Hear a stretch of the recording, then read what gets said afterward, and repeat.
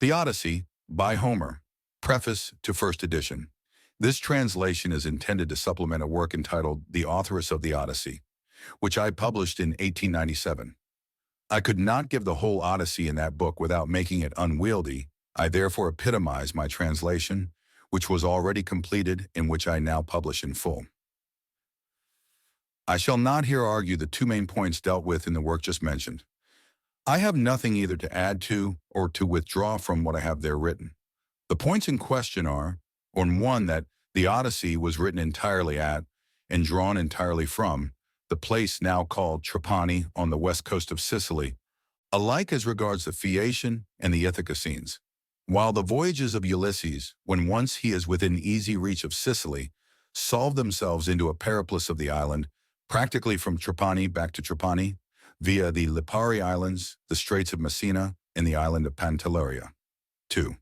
That the poem was entirely written by a very young woman who lived at the place now called Trapani and introduced herself into her work under the name of Nausicaa.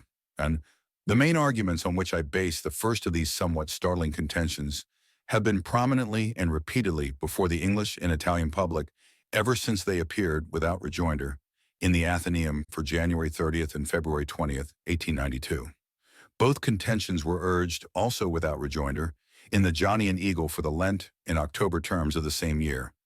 Nothing to which I should reply has reached me from any quarter, and knowing how anxiously I have endeavored to learn the existence of any flaws in my argument, I begin to feel some confidence that, did such flaws exist, I should have heard, at any rate about some of them, before now, without therefore for a moment pretending to think that scholars generally acquiesce in my conclusions.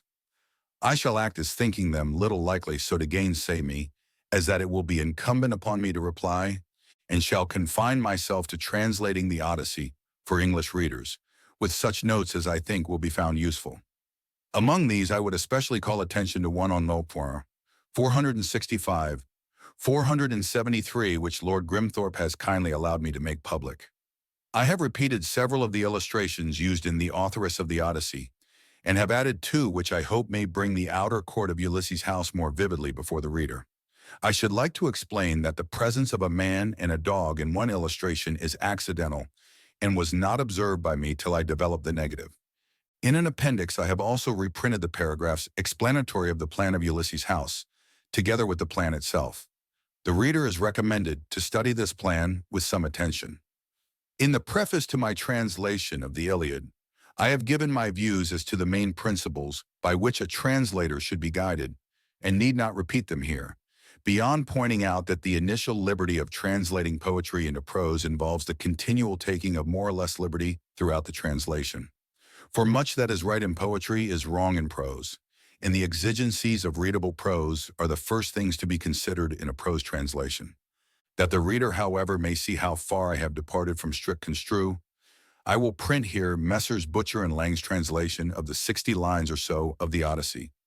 Their translation runs, "Tell me, muse, of that man, so ready at need, who wandered far and wide after he had sacked the sacred citadel of Troy.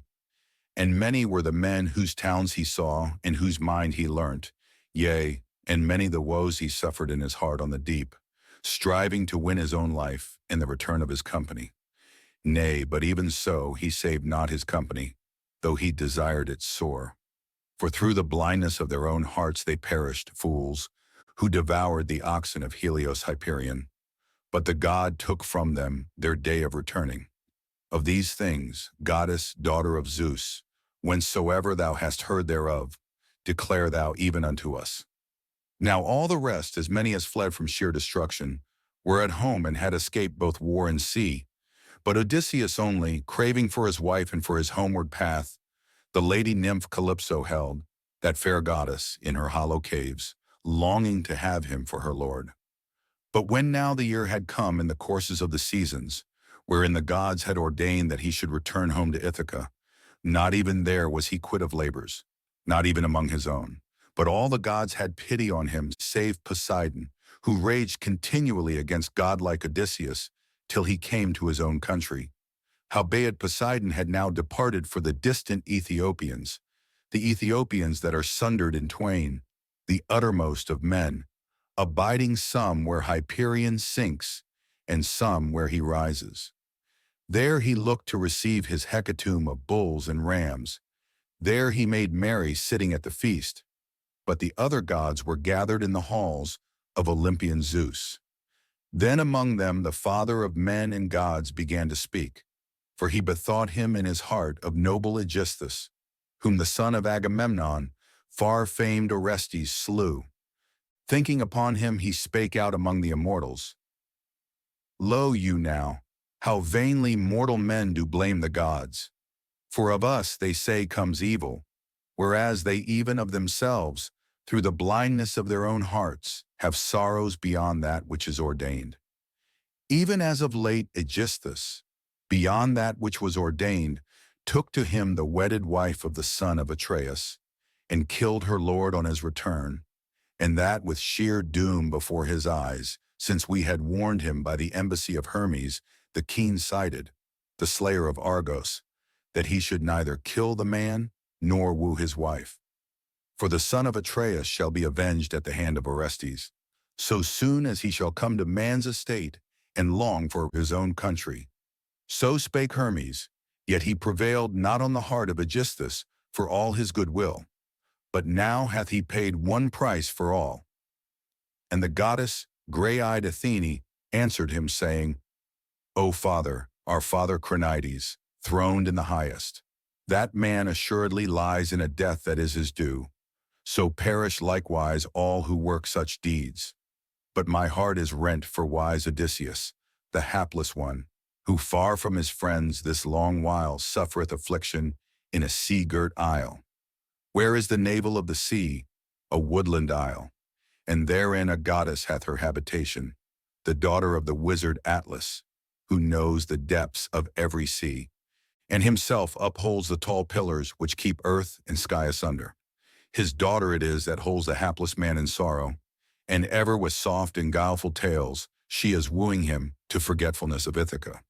But Odysseus, yearning to see if it were but the smoke leap upwards from his own land, hath a desire to die. As for thee, thine heart regardeth it not at all, Olympian. What?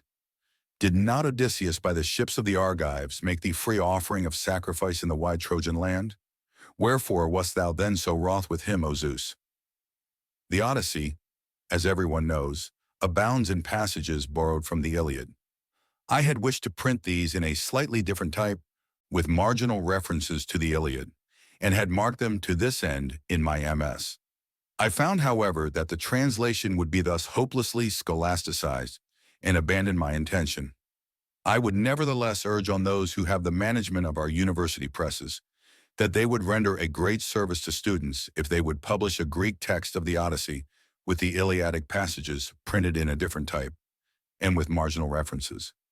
I have given the British Museum a copy of the Odyssey with the Iliadic passages underlined and referred to in MS. I have also given an Iliad marked with all the Odyssean passages,